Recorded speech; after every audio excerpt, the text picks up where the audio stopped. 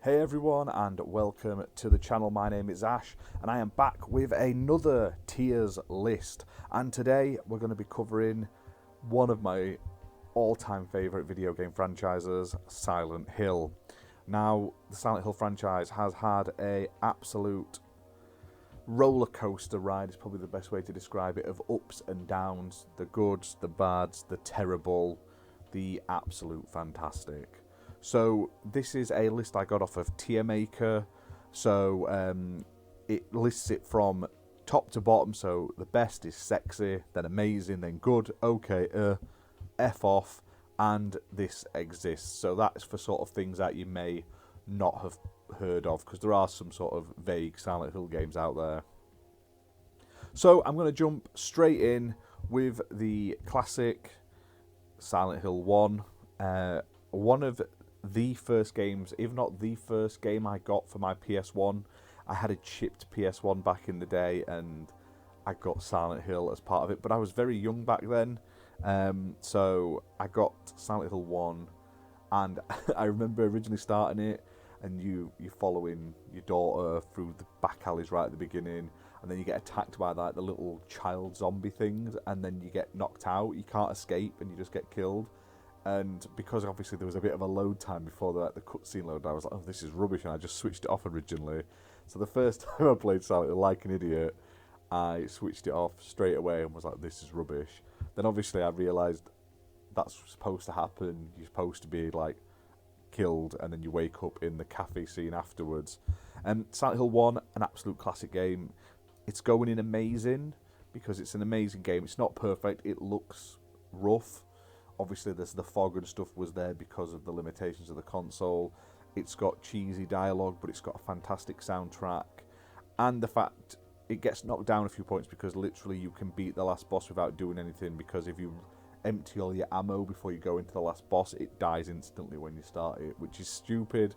Makes sense that you can actually finish the game, but it's also sort of game breaking that you can just rush and do it. Okay, we're going to go to Silent Hill 2 next. The follow-up, absolute amazing sequel. It's going into sexy. It's fantastic. Brought us Pyramid Head as a villain, like an enemy, as like a manifestation of his sort of demons, the main characters. Shame that he's slowly become like the face of Silent Hill, and he's in everything when he shouldn't be.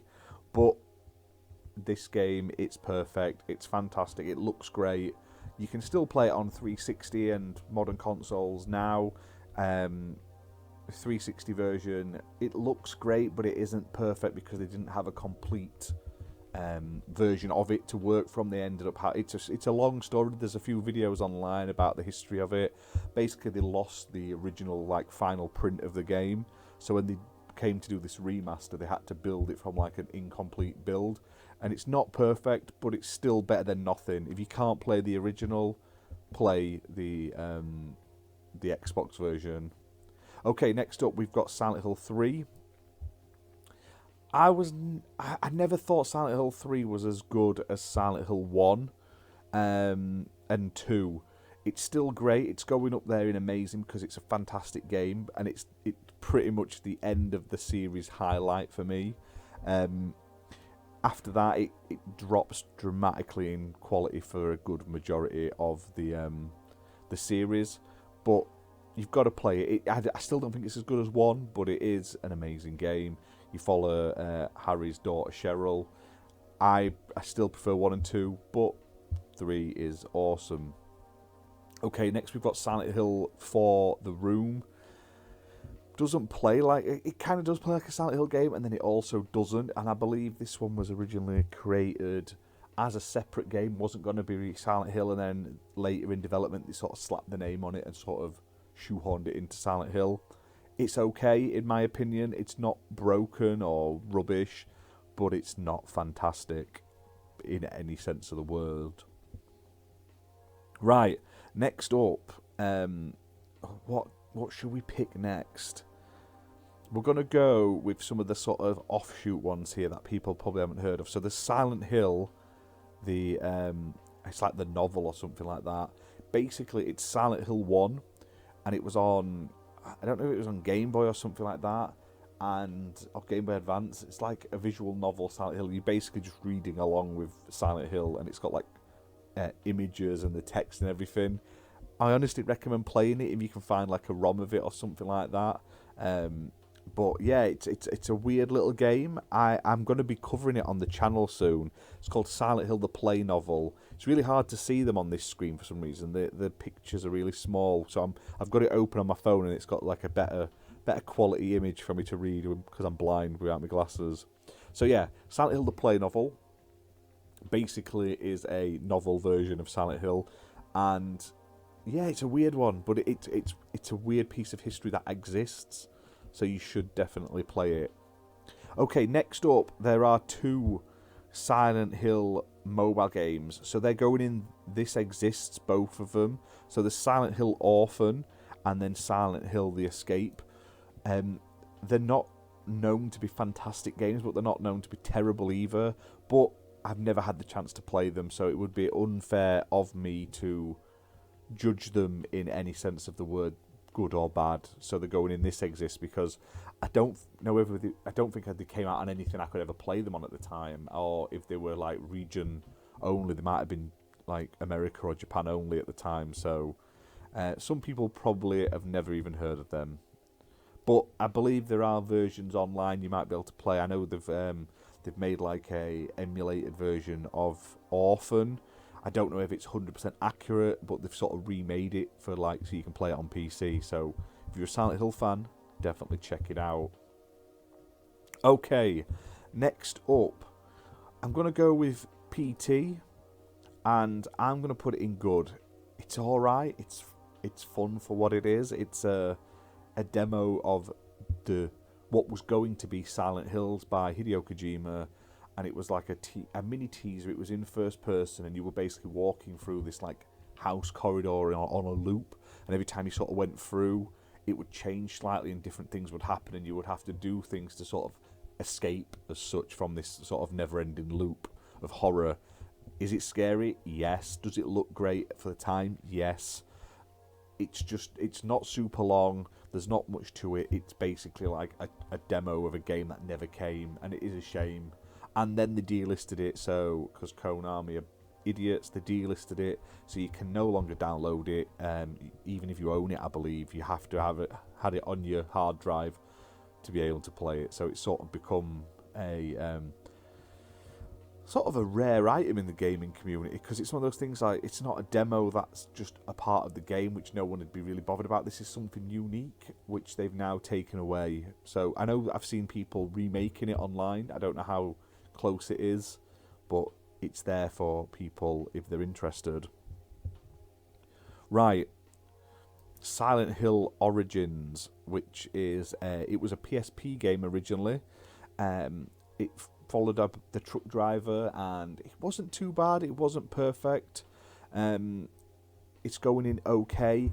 They did a PS2 version of it, like where they sort of up-resed it and stuff, similar to what they did with the GTA games that were on PSP, and that is a much better version to play. It's not perfect by any means, but hey, I definitely recommend playing it if you're a Silent Hill fan.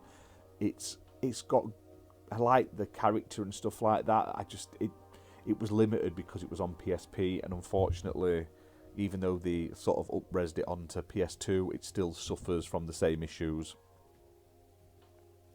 We've then got Silent Hill Shattered Memories. Now this is a remake of the original Silent Hill game. It changes a few things up dramatically. So instead of fog, it's like ice and snow. And the sort of core plot is the same, but it sort of like psychologically profiles you as you play, and that sort of affects the gameplay. So you'll be playing it, and then you'll be waking up and you're on like a shrink's bed, like couch thing, and he's asking you questions and stuff, and then that affects how the game plays later on. It's unique. It's got some good changes. Like I say, for a remake, it's not like a one-to-one remake. It's loads of new stuff. There's like mobile phones and stuff you can use for your torch and stuff. It's very good in some ways, but I played it on the Wii and the controls were absolutely atrocious. So if you can get past that, it's okay. I believe it may have come out on the PS2 as well later on. So if it did, play that version. Next up, we've got Silent Hill Book of Memories. This is going in the F off. It is terrible. It's like a top-down twin-stick shooter game that was released on the PS Vita. Terrible. I wouldn't even ever look at it or waste your money on it, unfortunately. Then we've got Silent Hill Homecoming. Now, this was on the Xbox 360. I played this. It's going in okay for me. I quite liked it. It wasn't too bad. There was a lot of quick time events in it and stuff like that. But overall, I thought it was a decent attempt at bringing, I said Resident Evil there nearly, Silent Hill into like the next generation at the time, and like the walls would change and everything when you change from the sort of normal world to like the hell world and stuff like that. Is it perfect? No. Is the plot a bit lame? It's nowhere near Silent Hill 1, 2 and 3 levels, but it's definitely worth playing if you're a fan of the series. Then there was Silent Hill Downpour, which was kind of like the last proper Silent Hill game we ever got. I didn't enjoy this one that much. It's going in mainly because it was just a bit broken as well. Like, there was a lot of bugs at launch. It wasn't perfect. The plot isn't great, and it was obviously called from the name Downpour. There's a lot of rain in it, so I would get it if you've played all the others, but I wouldn't rush to buy it if you had the chance. And then last up in this video is a game I have covered on this channel, which is Silent Hill the Arcade. Now, this is a light gun shooter game, arcade, proper arcade machine, where it can be up to 2 players. It's got a brand new story that ties in with Silent Hill. I believe they even referenced it in one of the games as well, so it is canon. It's I really enjoy it. It's a really good sort of shooter, House of the Dead sort of Time Crisis style game. Yes, there's some characters in it, like I believe Pyramid Head's in it and stuff like that, but it even has like a big last final boss fight. It has multiple endings like Silent Hill. There's like a good, a bad, and like a great ending or a very bad ending. There's multiple ones so you can get them depending on what you do, who you save, what you do in the boss fights and stuff.